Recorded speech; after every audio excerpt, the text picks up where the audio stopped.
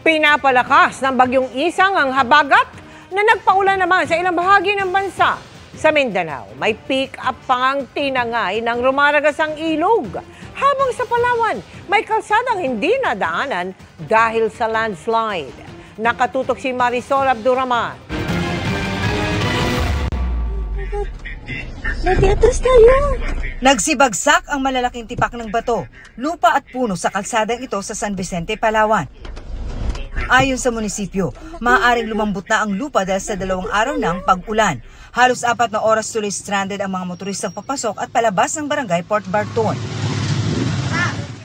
Nagsagawa na ng clearing operations.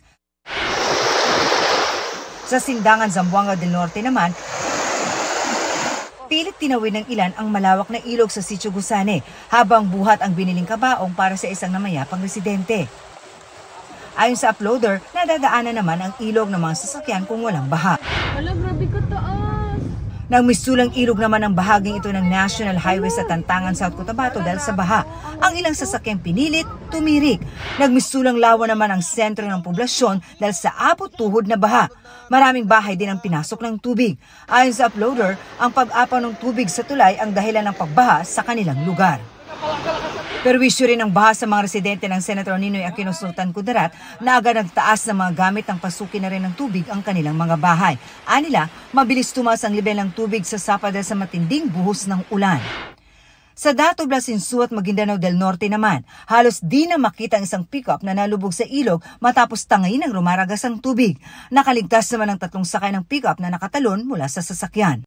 Ang masamang panahon na naranasan sa Mindanao at sa Palawan dahil sa habagat at pinalakas na bagyong Isang. Mag-alas 10 kanina nang maglandfall sa Kasiguran Aurora ang bagyo. Ramdam sa probinsya ang malakas na ulan at hangin kaya naputol ang supply ng kuryente sa lugar. Sabay ng Dinggalan, kinansilang klase sa lahat ng antas sa mga pribado at pampublikong paaralan. Bumuhos din ang malakas na ulan sa Ilagan City, Isabela. Sa kabila naman ng pag-uulan sa Tumawini, tuloy pa rin sa pagtrabaho ang mga residente maging ang mga nasa bukid. Muulan din sa iba pang probinsya, gaya sa Cabanatuan City, Nueva Ecija, at ilang bahagi ng Nawag City, Ilocos Norte. Pero ang pag-ulan doon, ikinatuwa ng mga magsasaka roon dahil nakatulong daw ito sa mga pananim nilang palay.